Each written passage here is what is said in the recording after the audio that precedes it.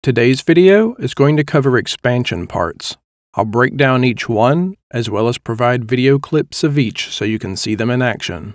But starting off, what is an expansion part? Expansion parts are special abilities that you can equip to your AC and use in battle. Some of them are reoccurring game mechanics, especially from 4th Gen where we got Assault Armor and Primal Armor, though Primal Armor has been renamed Pulse Armor. And the lore explanation for both has changed as we no longer have Kojima particles in this game. Along with those are two new abilities to the series, Pulse Protection and Terminal Armor. And even though from all the gameplay we've seen so far, we only have these four, I do imagine that there'll be more that you'll unlock in the future that we just haven't seen yet. Expansions will be unlocked via the OS tuning menu and then actually equipped to your AC like any other part in the assembly menu. Therefore, unlike kicking and quick turn, things like that, you can only equip one expansion at a time, so you'll have to decide which one you want to use for your build. In order to unlock your various expansions via the OS tuning menu, you'll need OS chips. The easiest way to obtain them early on seems to be through the arena, which will gradually unlock new opponents as you progress through the story. Beat these opponents and you'll be rewarded with OS chips, which will allow you to unlock your expansions, or get special abilities like kicking or power yourself up, offensively or defensively, so there's lots to choose from. Once you decide to spend your precious earned chips towards unlocking expansions, there's a few options, the first of which is Assault Armor, whose description reads, unlocks core expansion Assault Armor and allows it to be installed. Assault Armor creates a pulse explosion centered on the AC, canceling out incoming enemy fire and creating a damaging area of effect shockwave.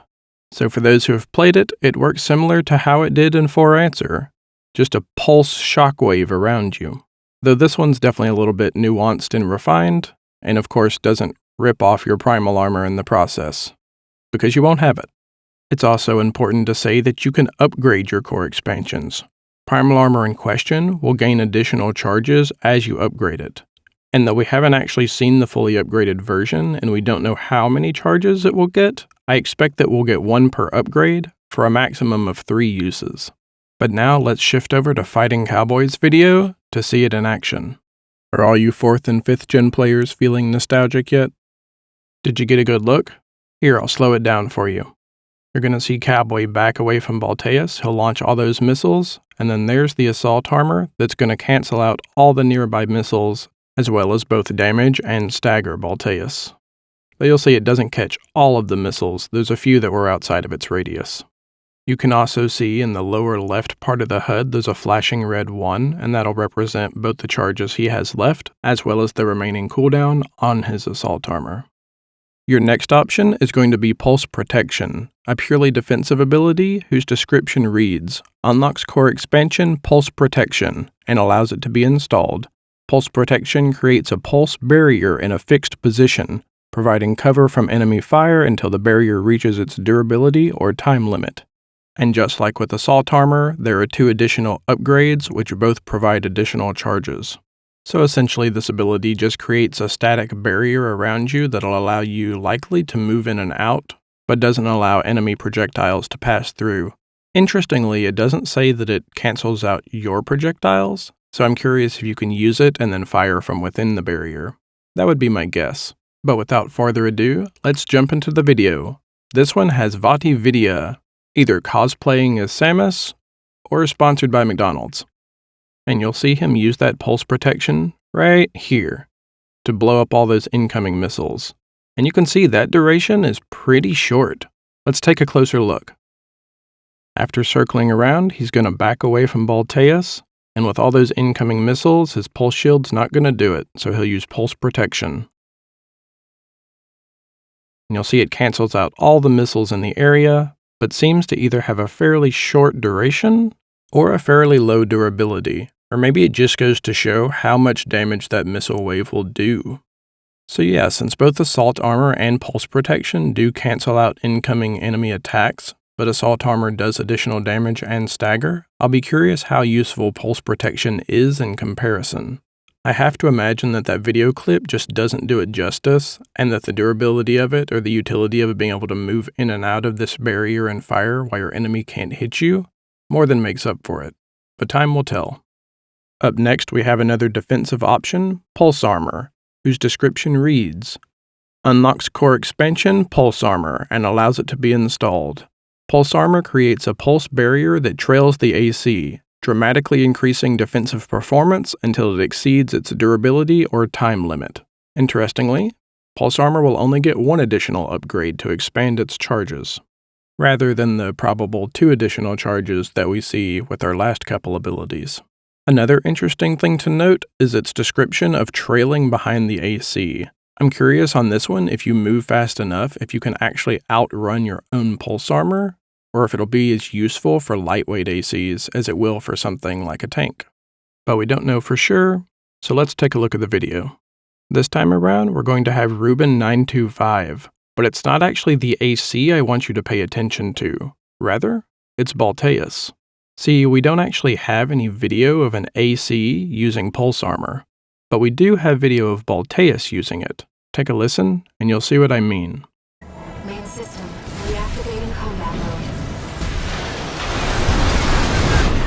I've looked into the enemy craft. It's an autonomous spacecraft, Balteus. And you'll have to break its pulse armor to inflict meaningful damage. So as you can hear, during this whole fight, Balteus has pulse armor that you'll have to break through to do damage, and you can see it represented by this glowing green sphere around him that you can see when he moves or when you attack him. So yeah, pulse armor is like a short-range pulse protection. It'll trail behind you as you move around, which makes me think it might lag behind if you're too quick, to make up for the fact that it stays with you no matter where you go.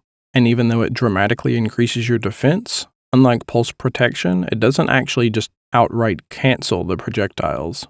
So if you get hit by something really big, pulse protection might be your better option. So it's an interesting thing to think about.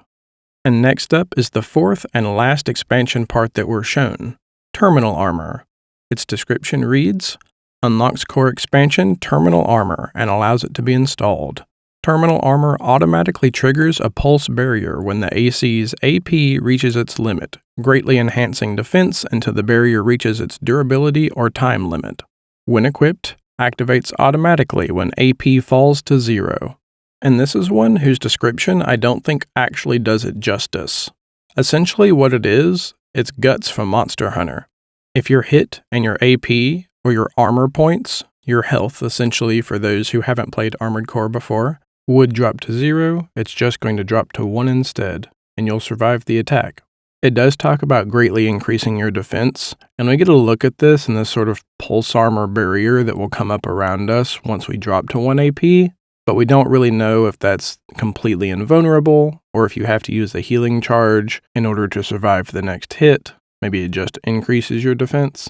But regardless, let's take a look at the video from Checkpoint Gaming to see it in action. The enemy can't take much more.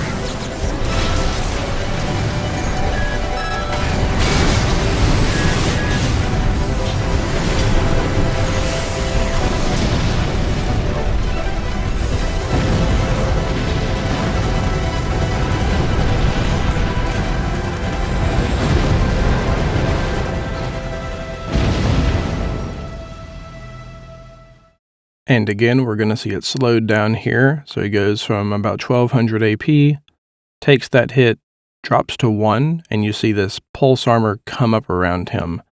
It's hard to say for me right there, or this upcoming flamethrower when they turn, if he actually gets hit, or if it just narrowly misses him. To me, it certainly looks like he gets hit maybe twice in that clip, so I think it does give you a window of invulnerability. And it seems like it's actually pretty generous. So it's an interesting one. But those are the only core expansions we know about so far. I would be really surprised if we don't get more than that in the full game, which is coming up in T-minus 20 days now. So go ahead and let me know in the comments which ones you're most excited about, or if you have any ideas for ones that we could see in the future. Till then, I'll see you next time.